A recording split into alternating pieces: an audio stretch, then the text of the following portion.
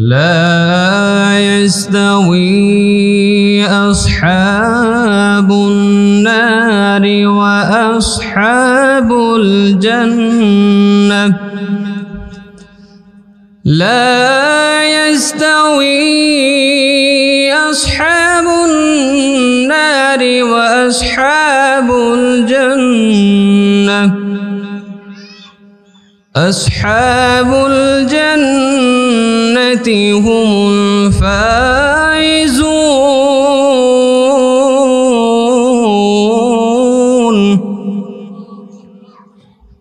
لو أنزلنا هذا القرآن على جبل لرأيته خاشعا متصدعا من خشية الله وتلك الأمثال نضربها للناس لعلهم يتفكرون.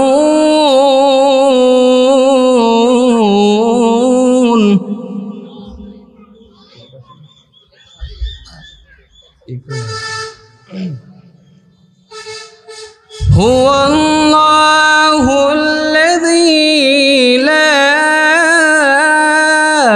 إله إلا هو. هو الله الذي لا إله إلا هو عالم الغيب والشهادة هو الرحمن الرحيم.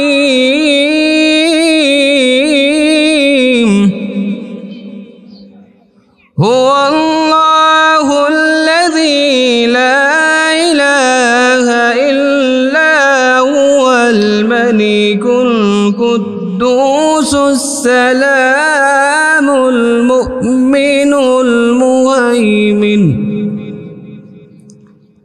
هو الملك القدوس السلام المؤمن المهيمن العزيز الجبار المتكبر. سبحان الله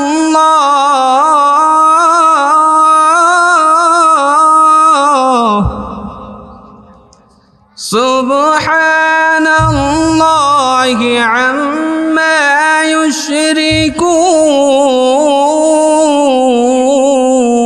يشركون. وقال تعالى في شان حبيبه إن الله وملائكته يصلون على النبي يا أيها الذين آمنوا صلوا عليه يا أيها الذين آمنوا صلوا عليه وسلموا تسليما. اللهم صل على سيدنا مولانا محمد وعلى آل سيدنا. اللهم صل على سيدنا مولانا محمد وعلى آل سيدنا. যে মানুষ মানুষের বেদনায় কেঁদেছিলেন জীবন মদিনায়, সেই মানুষ যদি এত সুন্দর না জানি তাহলে তুমি কত সুন্দর, কত সুন্দর। আল্লাহুম্মা সাল্লি আলা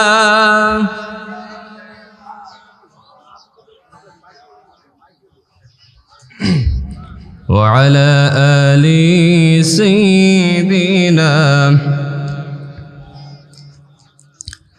আমার যখন ফুরাবে দিন, আসবে গহীন রাতি, থেকো প্রভু এই জীবনে হয়ে চিরসাথী, আসবে গহীন রাতি। আল্লাহুম্মা সাল্লি আলা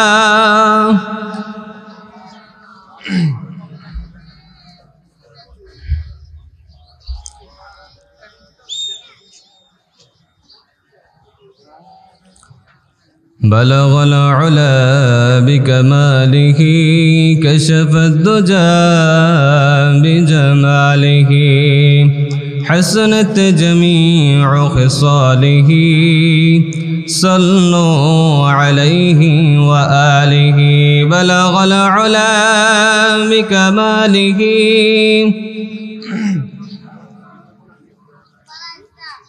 حسنت جميع خصاله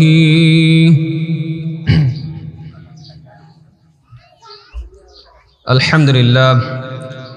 কারাবাতনগর তালিমুল কোরআন মাদ্রাসা এবং আক্কাস মিয়ার জামে মসজিদের উদ্যোগে আজকের এই বার্ষিক তাফসীরুল কোরআন মাহফিল উপস্থিত।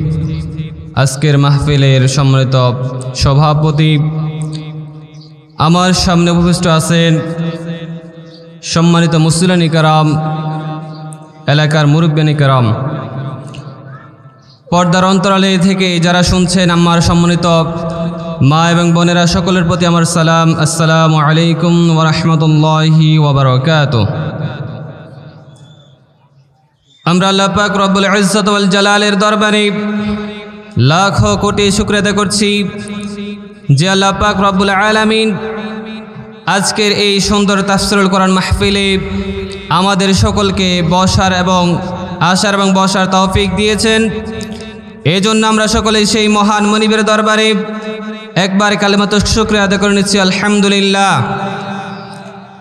দরুদ শরীফ প্রেরণ করছি মানবতার মুক্তির দূত, আখির নবী, বিশ্ব নবী, সাইয়্যিদুল মুরসালিন, খাতামুন নবীন, নবী মুহাম্মদুর রাসূলুল্লাহ সাল্লাল্লাহু আলাইহি ওয়াসাল্লাম। সম্মানিত উপস্থিতি, যেহেতু আমার হাতে সময় কম, এজন্য আমি আজকে একটা বিষয় নিয়ে সামান্য কিছু আলোচনা করার চেষ্টা করব ইনশাআল্লাহ। বিষয়টি হচ্ছে, আমরা সকলেই ওযু ভাঙার কারণ সবাই কম বেশ জানি কিনা, এবং নামাজ কেন কি কি কারণে নামাজ ভেঙে যায় সেটাও আমরা মোটামুটি জানি। কিন্তু একটা মানুষ যখন মুমিন থাকবে, মুমিন থাকার পরে একজন মুমিনের কি কি কাজ করলে তার ঈমানটা চলে যায়, আমরা সেটা অনেকেই জানি না। এজন্য আজকে আমরা যেই কাজগুলো করলে ঈমান ভেঙে যায় সেই কাজগুলো নিয়ে আজকে আমরা সামান্য কিছু কথা বলার চেষ্টা করব ইনশাআল্লাহ। ঈমান ভেঙে যায় তিনটা কারণে। বলেন কয়টা? তিনটা কারণে। এক নম্বর কারণ হচ্ছে বড় শিরক। এক নম্বর কারণ কি? শিরকে আকবর। এক নম্বর কারণ হচ্ছে বড় শিরক যদি কেউ করে তাহলে তার আর ঈমান থাকবে না। দুই নম্বর কারণ হচ্ছে কুফর। কারো মধ্যে যদি কুফরি মতবাদ কেউ যদি বিশ্বাস করে তাহলে তার ঈমান থাকবে না। তিন নম্বর হচ্ছে নিফাকি। কার মধ্যে যদি মুনাফিকের সবগুলো আলামত পরিপূর্ণভাবে পাওয়া যায়, মুনাফিকের প্রত্যেকটি বৈশিষ্ট্য যদি কার মধ্যে থাকে তাহলে তারও ঈমান নাই। তো আজকে আমরা সেই বিষয় নিয়ে কিছু কথা বলার চেষ্টা করব ইনশাআল্লাহ। আল্লাহ নবী মুহাম্মদুর রাসূলুল্লাহ সাল্লাল্লাহু আলাইহি ওয়াসাল্লাম বলেন, ইন্নাল্লাহা লা ইয়াত্তালি'ু ফি লাইলাতিন নিসফি মিন শা'বান فيغفر لجميع خلقه إلا لمشرك أو مشاح আল্লাহ নবী মুহাম্মদুর রাসূলুল্লাহ সাল্লাল্লাহু আলাইহি ওয়াসাল্লাম বলছেন আল্লাহ রাব্বুল আলামিন নিসফে শাবানের রজনীতে তার যত সৃষ্টি রয়েছে প্রত্যেকটি মানুষের দিকে তিনি তাকান এবং সবাইকে তিনি ক্ষমা করে দেন।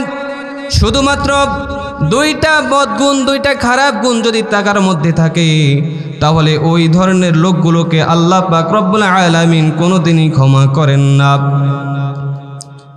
আর সেই বৈশিষ্ট্যগুলো হচ্ছে, এক নম্বরে কার মধ্যে যদি শিরকি মতবাদ থাকে, কেউ যদি আল্লাহ পাক রব্বুল আলামিনের সাথে শিরিক করে তাহলে তার ঈমান থাকবে না এবং তাকে আল্লাহ পাক রব্বুল আলামিন ক্ষমা করবেন না। এবং কার মধ্যে যদি হিংসা বিদ্বেষ থাকে, হিংসা বিদ্বেষ কোনো মানুষের প্রতি যদি কেউ পোষণ করে তাহলে তারও ঈমান থাকবে না এবং এই লোককেও আল্লাহ পাক রব্বুল আলামিন ওই দিন ক্ষমা করবেন না।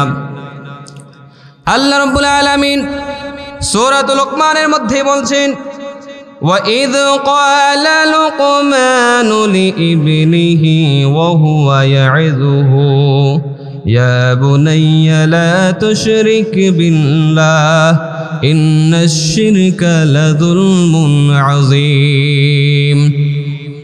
আমার আল্লাহ রাব্বুল আলামিন বলছেন, আর স্মরণ করুন সেই সময়ের কথা যখন সাইয়েদনা লুকমান আলাইহিস সালাতু ওয়াস সালাম তার সন্তানদেরকে উপদেশ দিচ্ছেন, তার সন্তানদেরকে পরামর্শ দিচ্ছেন। ক্বালা ইয়া বুনাইয়া লা তুশরিক বিল্লাহ ইন্নাশ শিরকা লাযুলমুন আযীম।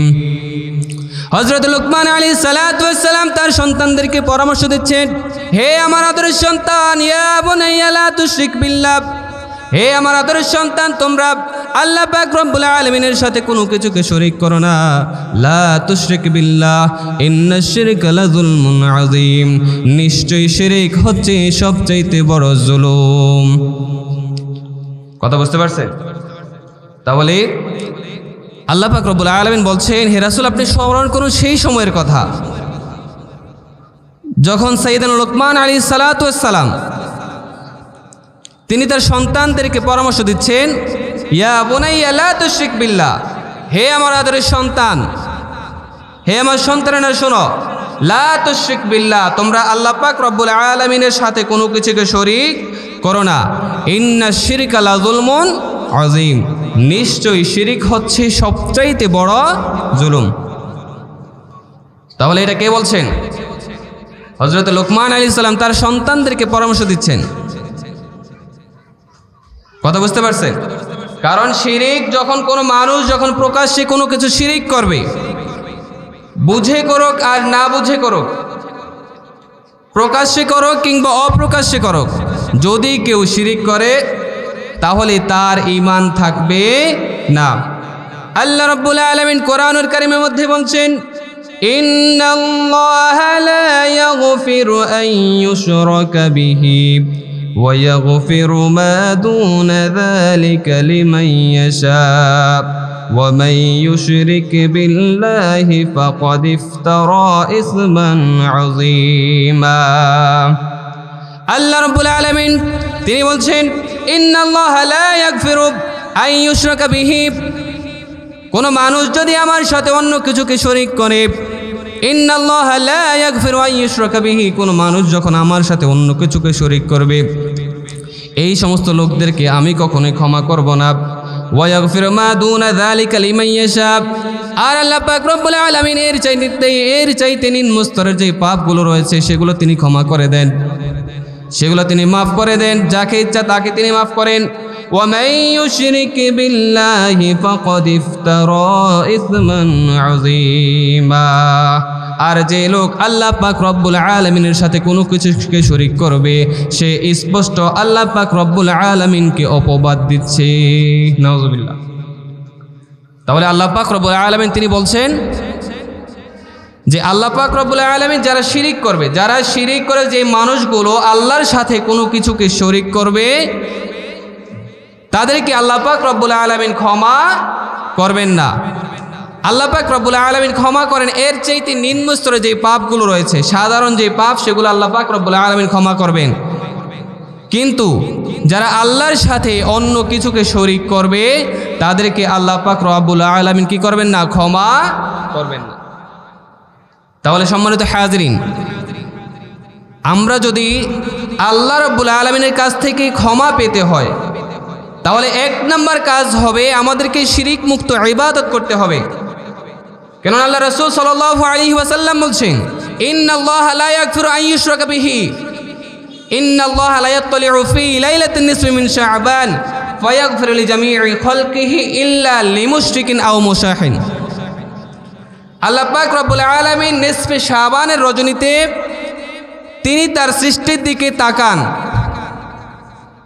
তার মায়া এবং মোহাব্বত দিয়ে সৃষ্টির দিকে তাকান এবং প্রত্যেকটি সৃষ্টিকেই ক্ষমা করে দেন। সুবহানাল্লাহ বলেন। প্রত্যেকটি সৃষ্টিকে তিনি কি করে দেন? ক্ষমা করে দেন। শুধুমাত্র 2 শ্রেণীর মানুষকে আল্লাহ পাক রব্বুল আলামিন ক্ষমা করেন না। 1 নম্বর হচ্ছে যারা আল্লাহর সাথে অন্য কিছুকে শরীক করবে তাদেরকে আল্লাহ পাক রব্বুল আলামিন কখনোই ক্ষমা করবেন না। আপনি ইবাদত করতে করতে আপনার কপালে কালি পড়ে গেছে, দাগ পড়ে গেছে, কিন্তু আপনি যতই ইবাদত করেন, যদি আপনার ইবাদতের মধ্যে কোনো প্রকার শিরিক থাকে তাহলে আপনার ইবাদত আল্লাহ পাক রব্বুল আলামিন কখনোই কবুল করবেন না। এজন্য আমাদেরকে শিরিক মুক্ত, সম্পূর্ণ শিরিক মুক্ত ইবাদত আমাদেরকে করতে হবে। কোনো প্রকার ইবাদত যেটার মধ্যে শিরিক রয়েছে, আল্লাহকে ছাড়া অন্য কাউকে সিজদা করা যাবে না।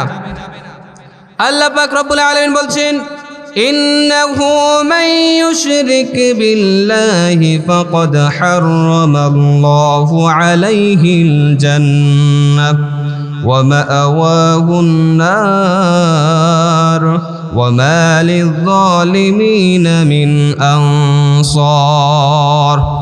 আল্লাহ রাব্বুল আলামিন কোরআনুল কারীমের মধ্যে বলছেন, ইন্নাহু মান ইউশরিক বিল্লাহি ফাকাদ হারামাল্লাহু আলাইহিল জান্নাহ। যারা আল্লাহ পাক রব্বুল আলামিনের সাথে অন্য কিছুকে শরীক করবে, যারা আল্লাহ পাক রব্বুল আলামিনের সাথে অন্য কাউকে ইবাদত করবে, অন্য কাউকে সিজদা করবে, অন্য কারো কাছে কোনো কিছু কামনা করবে, কোনো কিছু বাসনা করবে, এই সমস্ত যেই লোকগুলো রয়েছে তাদের জন্য আল্লাহ পাক রব্বুল আলামিন জান্নাতকে হারাম করে দিয়েছেন। তাহলে আল্লাহ এখানে বলছেন, ইন্নাহু মান ইউশরিক বিল্লাহ, যারা আল্লাহর সাথে কোনো কিছুকে শরীক করবে তাদের জন্য আমি জান্নাতকে কি করে দিয়েছি? হারাম করে দিয়েছি। কথা বলেন, কি করে দিয়েছি? আর যারা জান্নাতে যাবে না তারা কোথায় যাবে? ওয়াহুন নার, আর আমি তাদের জন্য প্রস্তুত করে রেখেছি আগুন, জাহান্নাম। আমি তাদের জন্য কি প্রস্তুত করে রেখেছি? জাহান্নাম। আপনি যদি জান্নাতে যেতে না পারেন তাহলে আপনি কোথায় যাবেন? জাহান্নাম। এই জন্য আল্লাহ পাক রব্বুল আলামিন বলছেন, যারা আমার সাথে কোনো কিছুকে শরীক করবে তাদের জন্য আমি জান্নাতকে কি করে দিয়েছি? হারাম করে দিয়েছি। ওয়াহুন নার, এবং আমি তাদের জন্য জাহান্নামকে প্রস্তুত করে রেখেছি। ওয়া মা লিয-যালিমিনা মিন আনসার। আর যারা জালিম, যারা অকৃতজ্ঞ, জালিমদের জন্য কোনো প্রকার সাহায্যকারী থাকবে না। আপনি যদি শিরিক মুক্ত ইবাদত না করতে পারেন, আপনি যদি শিরিককে পরিত্যাগ করতে না পারেন, আপনার ইবাদতের মধ্যে যদি শিরিক থাকে, আপনি যতই ইবাদত করবেন আপনার কোনো ইবাদত আল্লাহ পাক রব্বুল আলামিনের দরবারে কবুল হবে না। তাহলে শিরিকটা কি? শিরিক শব্দের অর্থ হচ্ছে অংশীদার সাব্যস্ত করা। অংশীদার, শিরিক শব্দের অর্থ কি? অংশীদার। এটা পারিভাষিক অর্থ হচ্ছে আল্লাহর সাথে কোনো কিছুকে মিলানো বা শরিক করাকে কি বলা হয়? শিরিক বলা হয়। তাহলে দেখেন, আল্লাহর সাথে সিজদা করা কার জন্য? আমরা সিজদা করি কার জন্য? কথা বলতে হবে। সিজদা করি কার জন্য? আল্লাহর জন্য। এখন আমি যদি ওই সিজদা গিয়ে মাজারে করি তাহলে হবে? আল্লাহ রাব্বুল আলামিন কোরআনুল কারীমের মধ্যে বলছেন, وَقَضَى رَبُّكَ أَلَّا تَعْبُدُوا إِلَّا إِيَّاهُ وَبِالْوَالِدَيْنِ إِحْسَانًا إِمَّا يَبْلُغَنَّ عِندَكَ الْكِبَرَ أَحَدُهُمَا أحدهما أو كلاهما فلا تقل لهما أف ولا تنهرهما وقل لهما قولا كريما আমার আল্লাহ রাব্বুল আলামিন বলছেন ওয়াকাদা রাব্বুকা আল্লা তা'বুদু ইল্লা ইয়াহু আর আমি মানুষদেরকে আদেশ করেছি মানুষদেরকে নির্দেশ করেছি ওয়াকাদা রাব্বুকা আল্লা তা'বুদু ইল্লা ইয়াহু তারা যেন আল্লাহ পাক রব্বুল আলামিনের সাথে আল্লাহ পাক রব্বুল আলামিনকে ছাড়া অন্য কাউকে সিজদা না করে। তাহলে আমরা ইবাদত করব একমাত্র কার জন্য? কথা বলেন, ইবাদত করব কার জন্য? এখন এই ইবাদত, এই সিজদা, কারণ সিজদাটা হচ্ছে একমাত্র আল্লাহর জন্যই খাস, এটা কোনো মানুষের জন্য করা যাবে না। কিন্তু বর্তমান সময়ের যে মাজারগুলো রয়েছে সেগুলোতে কি আল্লাহকে সিজদা করে নাকি কবরকে সিজদা করে? কথা বলেন, কাকে সিজদা করে? কবরকে সিজদা করে। যেই ব্যক্তি এরকম একটি কাজ করতে পারবে, যদি কেউ আল্লাহকে বাদ দিয়ে কোনো কবরকে, কোনো মাজারকে, কোনো মানুষকে সিজদা করবে, তাহলে তার সাথে সাথেই তার সে ঈমান থেকে খারিজ হয়ে যাবে। তাহলে ঈমান ভঙ্গের এক নাম্বার কারণ হচ্ছে কি? আল্লাহর সাথে অন্য কাউকে শরীক করা। আমরা যা কিছুই করব সেটা কার জন্য করব? আল্লাহর জন্য করতে হবে। আল্লাহ পাক রব্বুল আলামিন কোরআনুল কারীমের মধ্যে বলছেন قل إن صلاتي ونسكي ومحياي ومماتي لله رب العالمين আল্লাহ পাক রব্বুল আলামিন বলছেন قل إن صلاتي ونسكي قل হে রাসূল আপনি বলুন ইন্না সলাতি নিশ্চয় আমার নামাজ, ওয়া নুসুকি আমার কুরবানি, ওয়া মাহইয়ায়া আমার জীবন, ওয়া মামাতি আমার মরণ, লিল্লাহি রাব্বিল আলামিন একমাত্র কেবলমাত্র আল্লাহ পাক রব্বুল আলামিনের জন্য। সুবহানাল্লাহ। তাহলে এই আয়াতের মধ্যে আল্লাহ পাক রব্বুল আলামিন বলছেন কুল হে রাসূল আপনি বলুন। কাকে বলছেন? আল্লাহর রাসূলকে বলতে বলেছেন। কুল হে রাসূল আপনি বলুন ইন্না সলাতি নিশ্চয় আমার নামাজ। ইন্না অর্থ কি? নিশ্চয়ই। ইন্না সলাতি নিশ্চয় আমার নামাজ, ওয়া নুসুকি আমার কুরবানি, ওয়া মাহইয়ায়া আমার জীবন, ওয়া মামাতি এবং আমার মরণ, লিল্লাহি রাব্বিল আলামিন কার জন্য? কথা বলতে হবে, কার জন্য? আল্লাহ পাক রব্বুল আলামিন বলছেন ইন্নাল্লাহা লা ইস্তাহি। আল্লাহ পাক রব্বুল আলামিন বলছেন, আল্লাহ পাক রব্বুল আলামিন এখানে বলছেন যে হে রাসূল আপনি মানুষদেরকে বলে দিন যে আমাকে ছাড়া আর কাউকে যেন তারা কি করে? সিজদা না করে। তাহলে একমাত্র সিজদা করতে হবে কাকে? আল্লাহকে। আল্লাহকে ছাড়া আমাদের নামাজ, আমাদের হজ, আমাদের যাকাত, আমাদের কোরবানি, আমাদের জীবন এবং আমাদের মরণ সবকিছুই কার জন্য হতে হবে? একমাত্র আল্লাহ পাক রব্বুল আলামিনের জন্য। আল্লাহ ছাড়া অন্য কারো জন্য ইবাদত করা যাবে না। তাহলে আমরা প্রথমে পেলাম যারা শিরিক করে, এক নম্বর শিরিক হচ্ছে, এক নম্বর শিরিক বর্তমান বাংলাদেশে প্রচলিত, সেটা হচ্ছে মাজারে গিয়ে কি করা? সিজদা করা। মাজারে গিয়ে সিজদা করা, এটা হচ্ছে এক নম্বর শিরিক। তারপরে দ্বিতীয় নম্বর শিরিক হচ্ছে যে আমরা একটা মানুষের যখন বিবাহ শাদী হয়, 2-3 বছর যখন তাদের বাচ্চা হয় না, এমন একটা সময় আসে যখন তারা 3-4 বছর হয়ে যাওয়ার পরে তখন তারা বিভিন্ন প্রকার মানুষের কাছে চলে যায়, বিভিন্ন প্রকার বাবার কাছে চলে যায়, দরবারের কাছে চলে যায়, মাজারে গিয়ে বলে যে আমাকে একটা সন্তান দেন। কথা বলেন, এরকম বলে কি না? আপনি এখানে না পেলেও আপনি যখন শহর অঞ্চলে যাবেন তখন ওইখানে দেখবেন অনেক মাজারে গিয়ে মানুষ আল্লাহর কাছে সন্তান না চেয়ে, আল্লাহর কাছে সন্তান না চেয়ে কার কাছে চায়? বাবার কাছে চায়। এখন আপনারা বলেন একটা মৃত মানুষ কি কাউকে কিছু দেওয়ার ক্ষমতা রাখে? সন্তান কে দেয়?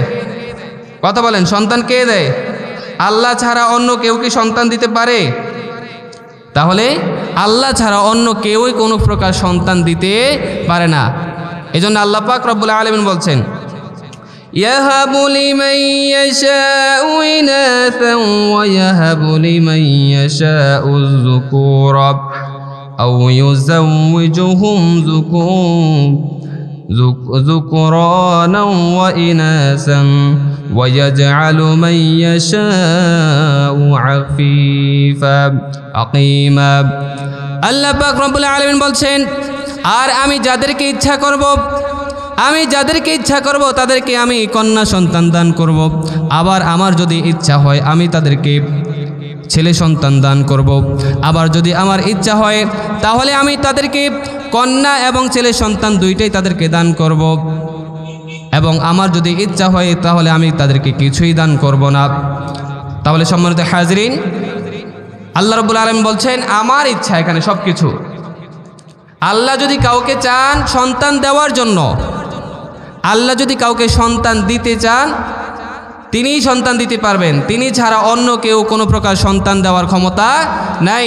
আল্লাহ যদি চান কাউকে সন্তান ছেলে সন্তান দান করবেন, আবার যদি তিনি চান মেয়ে সন্তান দান করবেন, আবার তিনি যদি চান কাউকে ছেলে এবং মেয়ে দুইটাই দান করবেন, আবার তিনি যদি চান কাউকে কি করবেন, কোনোটাই দান করবেন না। এই জন্য সন্তান দেওয়ার মালিক কে? কথা বলেন, সন্তান দেওয়ার মালিক কে?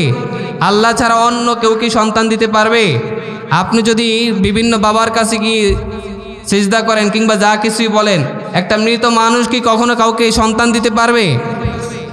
আপনি একটু চিন্তা করলে দেখতে পারবেন, যেই মানুষটা মৃত্যুবরণ করার পরে তার গায়ে যে জামাটা ছিল সেই জামাটা কি তিনি নিজে খুলছেন? আমরা যদি আমাদের দেশের বড় বড় যারা আল্লাহর ওলি ছিলেন তাদের কথাই যদি চিন্তা করি, হযরত শাহজালাল, শাহপরান, শাহ মাকদুম, ওনারা যারা ছিলেন তারা আল্লাহর ওলি ছিলেন ঠিক আছে, কিন্তু তারা যখন মৃত্যুবরণ করেছেন তাদের এই গায়ের জামাটা কি তারা নিজেরা খুলতে পারছে? কথা বলতে হবে আপনাদেরকে। তারা যে জামাটা পরেছিল মৃত্যুর আগ পর্যন্ত সেই জামাটা কি তারা নিজেরা খুলছে নাকি মানুষ খুলে দিছে? তাহলে যেই লোক তার নিজের গায়ের জামাটা পর্যন্ত খুলতে পারে না, ওই লোক আপনাকে কিভাবে সন্তান দান করবে? তাহলে সন্তান দেওয়ার মালিক কে? কথা বলেন, সন্তান দেওয়ার মালিক কে? আল্লাহ। এজন্য আমাদেরকে সন্তান চাইতে হবে কার কাছে? আল্লাহর কাছে। কারণ ইব্রাহিম আলাইহিস সালাতু ওয়াস সালাম 86 বছর বয়স পর্যন্ত তার কোনো সন্তান ছিল না, কিন্তু তারপরে তাকে আল্লাহ সন্তান দিয়েছেন কিনা? তাহলে 86 বছর বয়সে যদি যেই ব্যক্তিকে যে আল্লাহ তার নবীকে সন্তান দিতে পারে, তাহলে তিনি কি আমাদেরকে সন্তান দিতে পারে না? এই জন্য আমাদেরকে কখনই হতাশ হওয়া যাবে না। আমাদেরকে আল্লাহর কাছে দোয়া করতে হবে যাতে করে আল্লাহ পাক রব্বুল আলামিন আমাদেরকে কি দেন? সন্তান দান করেন। কোনো প্রকার মাজারে, কোনো প্রকার বাবার কাছে গিয়ে, কোনো প্রকার গণকের কাছে হাত দেখানো যাবে না। কথা বুঝতে পারছেন? এই জন্য আমাদেরকে এই প্রকার শিরিক থেকে সম্পূর্ণরূপে বিরত থাকতে হবে।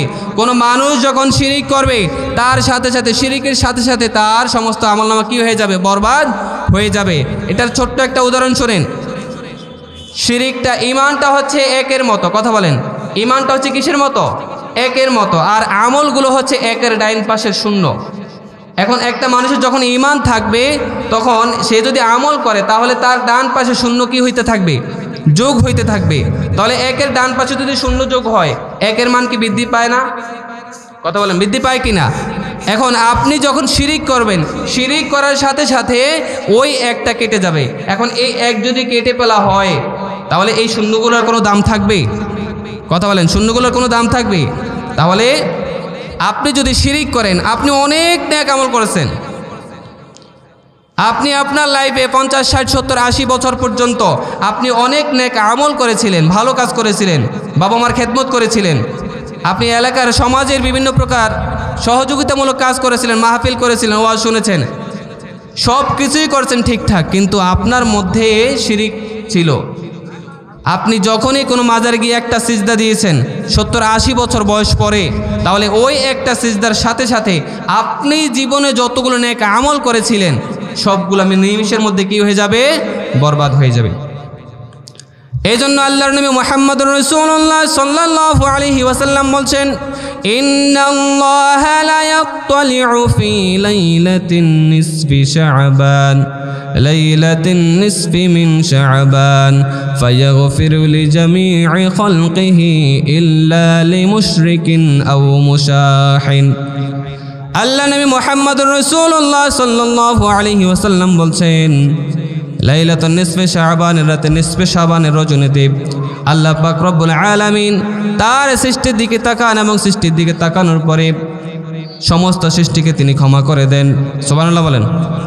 এবং যারা শুধুমাত্র দুই শ্রেণীর মানুষকে আল্লাহ পাক রব্বুল আলামিন দুই শ্রেণীর মানুষকে ক্ষমা করেন না। এদের মধ্যে এক নম্বর হচ্ছে যারা শিরিক করবে, সেই সমস্ত মানুষগুলোকে আল্লাহ পাক রব্বুল আলামিন কখনোই ক্ষমা করবেন না। এবং যারা হিংসা বিদ্বেষ পোষণ করবে, এই লোকদেরকে আল্লাহ পাক রব্বুল আলামিন নিসফে শাবানের রজনীতেও তাদেরকে ক্ষমা করবেন না। এই জন্য সম্মানিত হাজিরিন, আমরা যা কিছুই করি আপনি যখন ইবাদত যদি কম করেন কিংবা ইবাদত যদি বেশি করেন, যা কিছুই করেন, কিন্তু কোনো প্রকার শিরকি কর্মকাণ্ড করা যাবে না। আচ্ছা, আপনি দেখেন, আপনি একজন মানুষ ধরেন হজ করে আসছে, কি করে আসছে? হজ করে আসছে। এখন এই লোক যখন হজ করে আসার পরে যদি উনি পরের দিন হয়তো দেখা গেছে জোহরের নামাজ পড়তে পারে নাই, কোন নামাজ পড়তে পারে নাই? জোহরের নামাজ, বা বিভিন্ন সমস্যার কারণে পড়তে পারে নাই। এখন উনি যে হজ করে আসছে, তার কি এই হজের যে সওয়াবটা হয়েছে সেটা কি কাটা যাবে? কথা বলেন, কাটা যাবে? কাটা যাবে না। কিন্তু এই লোক যদি পরবর্তী নামাজ নাও পারে, তার সব পিছনেরটা কাটা যাবে না। হয়তো বা এই নামাজের জন্য তাকে জবাবদিহি করতে হবে, কিন্তু তিনি যে আগে নেক আমল করেছেন সেই নেক আমলগুলো কখনই কাটা যাবে না। কিন্তু আপনি সারা জীবন ধরে আপনি নেক আমল করেছেন, ভালো কাজ করেছেন, হজ করেছেন, যাকাত দিয়েছেন, তারপরে সমাজের মধ্যে উন্নয়নমূলক কাজ করেছেন, সব কিছুই করেছেন, কিন্তু আপনি যখন জীবনের শেষ পর্যায়ে আসি, আপনি যদি কোনো বাবাকে কিংবা কোনো মাজারকে সিজদা দিয়েছেন, সিজদা দেওয়ার সাথে সাথে আপনার পিছনের সমস্ত নেক আমলগুলো নিমিষেই কেটে যাবে। তাহলে আমরা শিরিক থেকে দূরে থাকবো কিনা? সকল প্রকার শিরিক থেকে, শিরিক মুক্ত ইবাদত করতে হবে। যেহেতু সামনে আমাদের রমজান মাস চলে আসছে, এই জন্য এই রমজান মাসে সবচেয়ে বড় আমল হচ্ছে আপনাকে শিরিক মুক্ত ইবাদত করতে হবে। আপনি কম আমল করেন, আপনি সামান্য পরিমাণ আমল করেন, 2 রাকাত নফল নামাজ পড়েন বা 4 রাকাত নফল নামাজ পড়েন, আপনাকে বেশি পড়তে হবে এরকম নয়। আপনি কম পড়েন, কিন্তু আপনি কোনো প্রকার শিরিকের মধ্যে জড়াবেন না। আপনি কোনো বাবার কাছে কখনোই যেতে পারবেন না, তারপরে কোনো গণকের কাছে হাত দেখাতে পারবেন না। কারণ আল্লাহ রাসূল সাল্লাল্লাহু আলাইহি ওয়াসাল্লাম বলছেন যে কোনো মানুষ যখন তা একজন গণকের কাছে সে হাত দেখাবে, এই হাত দেখানোর কারণে তার 40 দিনের ইবাদত কবুল করা হবে না। নাউজুবিল্লাহ বলেন। একজন মানুষ যখন গণকের কাছে কি দেখাবে? হাত দেখাবে। আমাদের এলাকার মধ্যে অনেক সময় বিভিন্ন প্রকার গণক আসে, বানর নিয়ে আসে, টিয়া পাখি নিয়ে আসে, আরও বিভিন্ন ধরনের তাদের যেই গণনা করার যে সিস্টেম আছে তাদের, সেগুলো নিয়ে আসে। আমরা অনেক সময় ভুল করে এগুলা তাদেরকে হাত দেখাই। এই ভুল করে দেখালেও আপনার আমলনামাগুলো কি হয়ে যাবে? বরবাদ হয়ে যাবে। আপনি যদি ভুল করেও দেখান, তারপরে আপনার আমলনামা বরবাদ হবে। কারণ আচ্ছা, আপনারা বলেন, কোনো মানুষ যখন ভুল করে বিষ খাবে, সে কি বেঁচে থাকবে না মারা যাবে? কথা বলতে হবে, বেঁচে থাকবে না মারা যাবে? সে কি ইচ্ছাকৃত খাইছে বিষ? কেন খাইছে? ভুল করে। সে কিন্তু ইচ্ছাকৃত বিষ খায় নাই, ভুল করে বিষ খেয়েছে। কিন্তু ভুল করে এই বিষ খাওয়ার পরেও সে কিন্তু আর বেঁচে থাকবে না। ঠিক একইভাবে আপনি যখন ভুল করে কিংবা অনিচ্ছাকৃতভাবে যদি আপনি শিরিক করেন, তাহলে আপনারও আমলনামা বরবাদ হয়ে যাবে। এজন্য আমরা যা কিছু করি আর না করি, আমাদেরকে অবশ্যই শিরিক মুক্ত ইবাদত করতে হবে। এবং আমাদের মনের মধ্যে যদি নিফাকের কোনো চিটিপোটা থাকে, আমরা সেগুলো থেকে সম্পূর্ণরূপে বিরত থাকবো ইনশাআল্লাহ। আল্লাহ পাক রব্বুল আলামিন এই সামনের পবিত্র রমজানে যেন আমরা সকলেই শিরিক মুক্ত ইবাদত করে আল্লাহর খাঁটি বান্দা হতে পারি। আল্লাহ পাক রব্বুল আলামিন আমাদেরকে তৌফিক দান করুন। আমিন। ওমা তৌফিক ইল্লা বিল্লাহ। আসসালামু আলাইকুম ওয়া রাহমাতুল্লাহি ওয়া বারাকাতুহু।